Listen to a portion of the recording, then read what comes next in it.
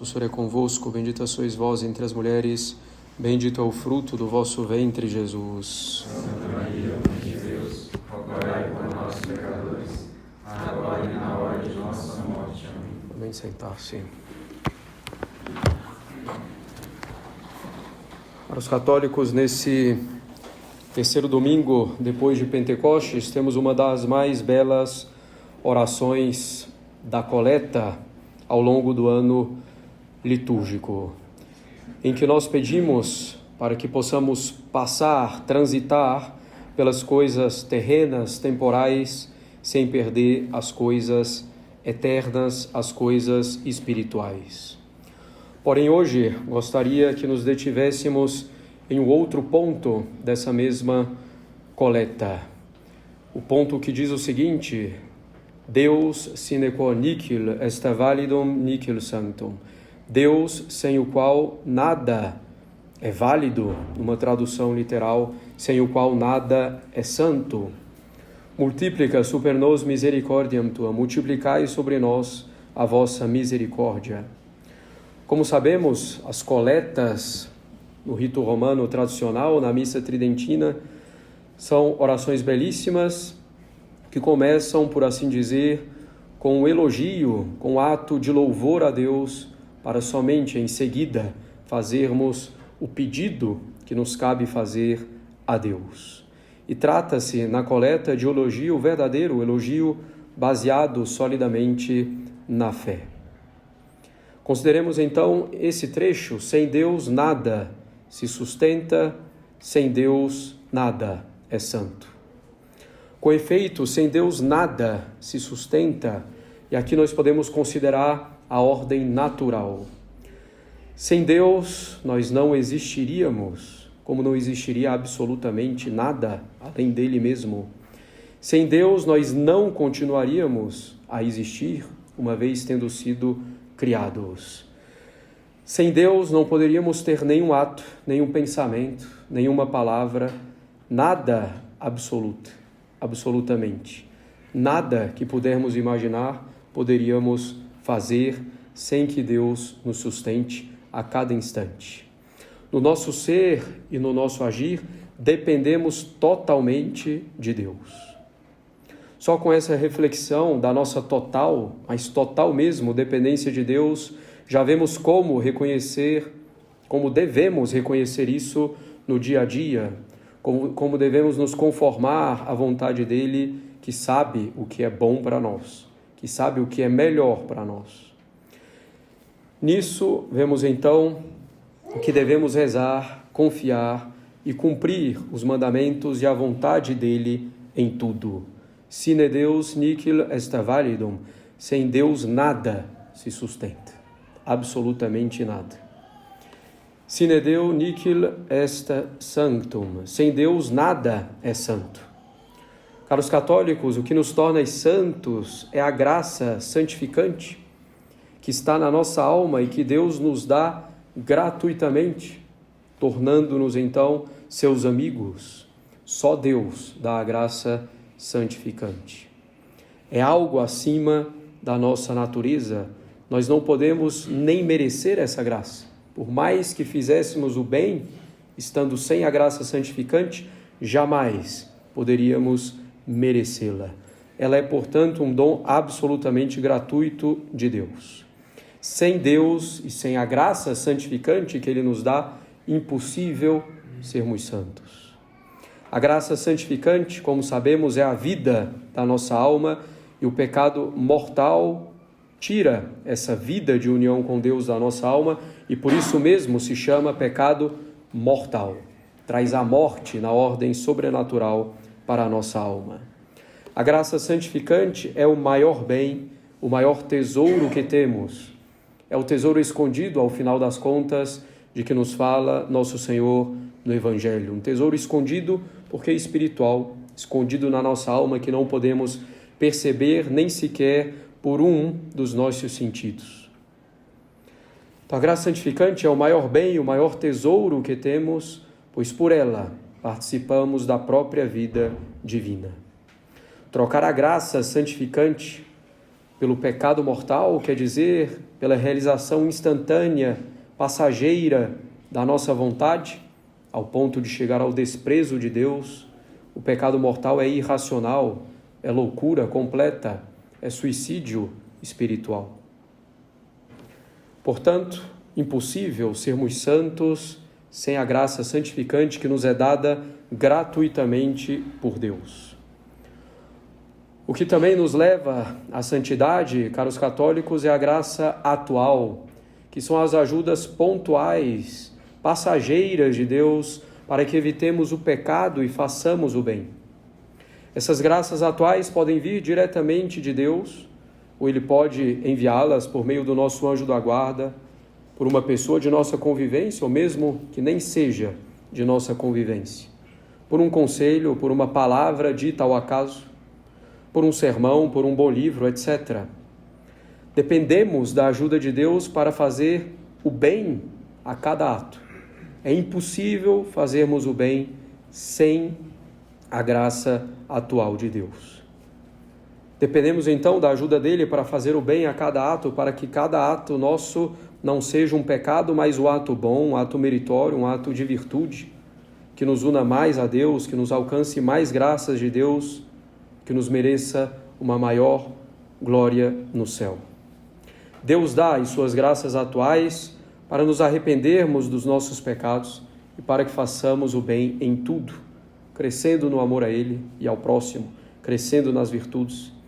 Devemos ser fiéis às graças atuais, a essas ajudas pontuais que Deus nos dá para largarmos os nossos pecados graves, se por infelicidade ainda os temos, mas também nossos pecados veniais e até mesmo as nossas imperfeições.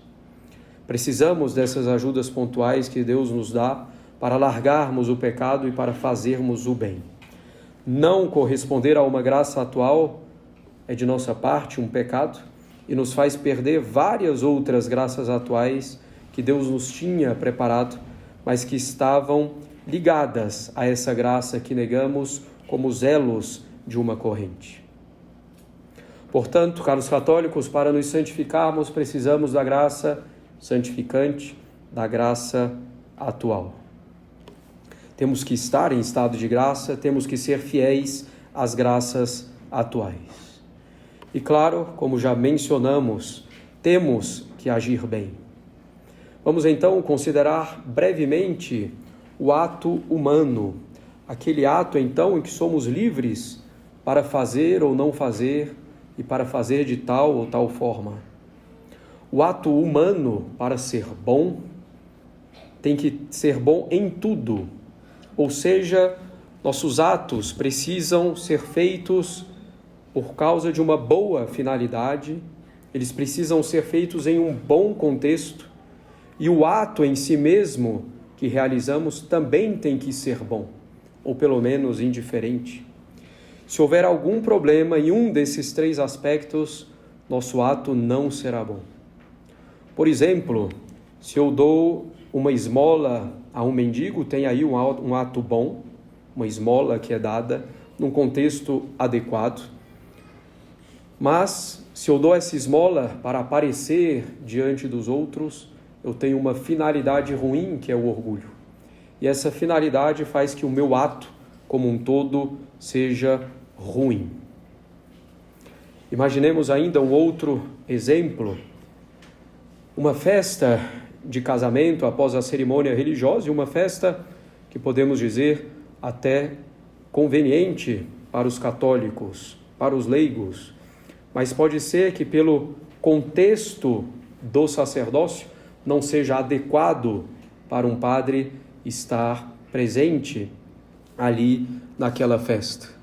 Então, nós teríamos algo legítimo, uma festa no espírito católico depois de um casamento, com uma boa finalidade, congratular-se, alegrar-se com os recém-casados, mas pelo contexto do sacerdócio, talvez não fosse adequado.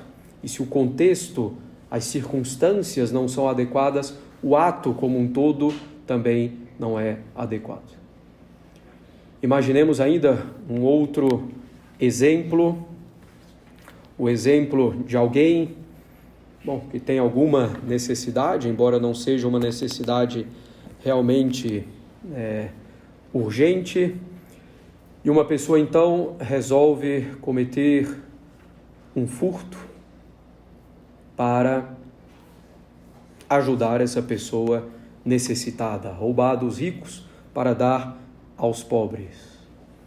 Podemos dizer que a finalidade até é boa, ajudar um necessitado. Podemos dizer que as circunstâncias foram adequadas porque ele conseguiu realizar o seu roubo devidamente. Mas é óbvio que a ação em si mesma do roubo é intrinsecamente má, ilícita, e que isso contamina todo o ato. A boa intenção, a boa finalidade não justifica, em hipótese alguma, um ato ruim. Assim, caros católicos, tudo tem que ser bom para que o ato seja bom. O ato em si, a finalidade, o contexto, quer dizer, as circunstâncias. E basta que um aspecto seja ruim para que o ato como um todo seja ruim.